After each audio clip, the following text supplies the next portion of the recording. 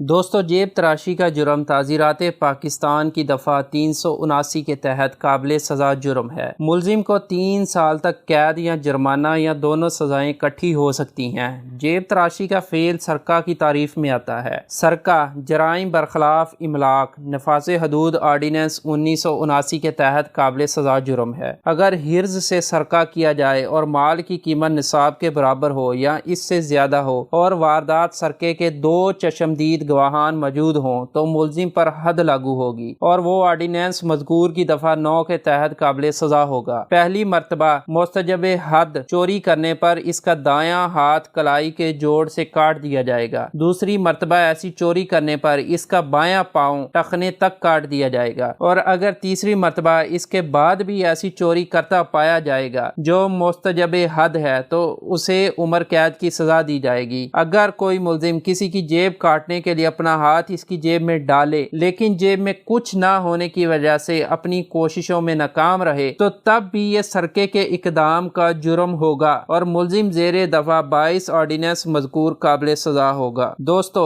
جیب تراشی کا طریقہ واردات نہایت ہی دلچسپ اور چونکا دینے والا ہوتا ہے۔ اس جرم کا ارتکاب کرنے والے عام طور پر پیشہ ور اور سابقہ سزا یافتہ ہوتے ہیں۔ جرم کا ارتکاب بالعموم ان مقامات پر کیا جاتا ہے جہاں بھیڑ بھاڑ ہو، مثلا ٹکٹ گھر کی کھڑکی، ریلوے کا پلیٹ فارم، مسافر خانہ اور بس سٹاپ وغیرہ، یعنی رش والی جگہیں۔ مجرم کبھی تنہا اور کبھی ساتھی مجرمان کے ساتھ مل کر ارتکاب جرم کرتا ہے۔ واردات کے طریقے بھی مختلف ہوتے ہیں۔ جب 2 یا 2 سے زیادہ مجرمان مل کر اکٹھے کام کرتے ہیں تو ایک ملزم اپنے شکار کو دیکھ کر دھکا دیتا ہے اور اس گڑبڑ میں دوسرے کو یا خود کو جیب تراشی کا موقع دیتا ہے۔ بعض اوقات دوسرا ملزم مال مسروقہ کو دوسرے ہمراہی کے حوالے کر دیتا ہے جو وہاں سے فوراً علیحدہ ہو جاتا ہے۔ ارتکاب جرم کے لیے ریزر بلیڈ استعمال کیا جاتا ہے یا محض ہاتھ کی صفائی سے یہ کام کر لیا جاتا ہے۔ دوستو، جیب تراش ہمیشہ خالی ہاتھ ہوتا ہے۔ اس کے پاس نہ کوئی سامان سفر ہوتا ہے اور نہ ہی اس کے ہاتھ میں کوئی چھڑی یا کوئی اور چھوٹی شے جس سے اس کے ہاتھ میں رکاوٹ پیدا ہوتی ہے۔ تاہم اس کے کندھے پر رومال، چادر یا تولیے کی شکل کا کپڑا ضرور ہوتا ہے۔ ملزم عام طور پر موقع پر پکڑا جاتا ہے۔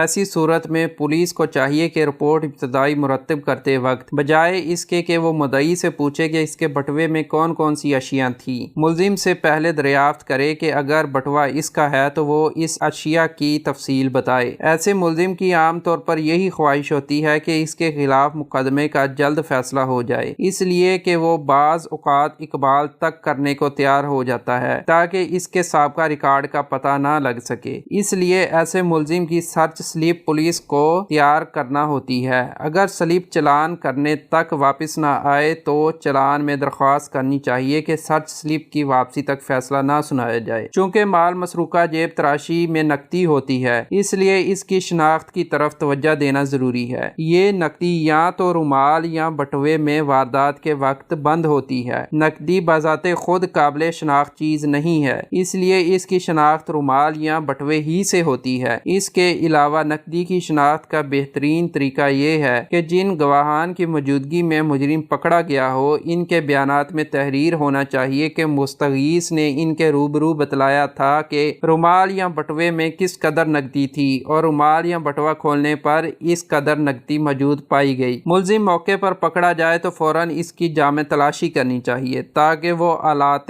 جیب تراشی اور مال مسروقہ کو ضائع نہ کرنے پائے۔ بعض اوقات تجربہ کار جیب تراش فوراً رقم پھینک دیتے ہیں یا اپنے ہمراہی ملزمان کے سپرد کر دیتے ہیں یا منہ میں ڈال کر نگل لیتے ہیں یا گلے میں چھپا لیتے ہیں تاکہ برآمدگی نہ ہو سکے۔ چونکہ مجرمان یہ واردات دور دور جا کر کرتے ہیں، اس لیے پولیس کو چاہیے کہ ان کا چلان عدالت میں بھیجنے سے قبل سرٹیفکیٹ شناخت اور سرچ سلپ کا انتظام کر لے تاکہ اس کے سابقہ سزا یافتہ یا پیشہ ور جیب تراش ہونے کے متعلق تسلی کی جا سکے اور زیادہ سے زیادہ سزا دلائی جا سکے، ورنہ ملزمان نہایت ہوشیاری سے سابقہ سزا یابی چھپانے کے لیے جلدی قرار جرم کر کے جان چھڑانے کی کوشش کرتے ہیں۔ اگر ملزم موقع پر پکڑا جائے تو اس کی FIR کے اندر مندرجہ ذیل حالات و واقعات درج کیے جاتے ہیں۔ نام اور پتہ ملزمان، تفصیل مال مسروقہ باز یافتہ، رومال، بٹوا یا کاغذات جن میں نقدی تھی اس کا ذکر کیا جاتا ہے، نام اور پتہ گواہان، چشمدید اور وہاں جہاں پر ان کے موجود ہونے کی وجہ تحریر کی جاتی ہے۔ جن حالات میں ملزم نے واردات کی ان حالات و واقعات کو تحریر کیا جاتا ہے۔ موقع واردات پر مدعی کے موجود ہونے کی وجہ کو تحریر کیا جاتا ہے۔ کیا ملزم کے ساتھ کشمکش کرتے یا اسے پکڑتے وقت ملزم کو ضربات آئی ہیں، اسے تحریر کیا جاتا ہے۔ ثبوت، ملکیت، مال مسروقہ باز یافتہ کی تفصیل دی جاتی ہے۔ ملزم کا ہاتھ جیب کے اندر پکڑا گیا یا بھاگتے ہوئے پکڑا گیا، اس کی تفصیل دی جاتی ہے۔ مال مدعی کے پارچات کی کس جیب سے اور کس طرح نکالا گیا اور کون سا آلہ استعمال کیا گیا، اس کی تفصیل دی جاتی ہے۔ ملزم کو پکڑتے وقت مال مسروقہ اس کے ہاتھ میں تھا یا خوف کی وجہ سے اس نے پھینک دیا تھا۔ نیز ملزم کو پکڑتے وقت اگر مدعی یا گواہان کو ضربات آئی ہوں تو ان کا لازمی طور پر ذکر کیا جاتا ہے۔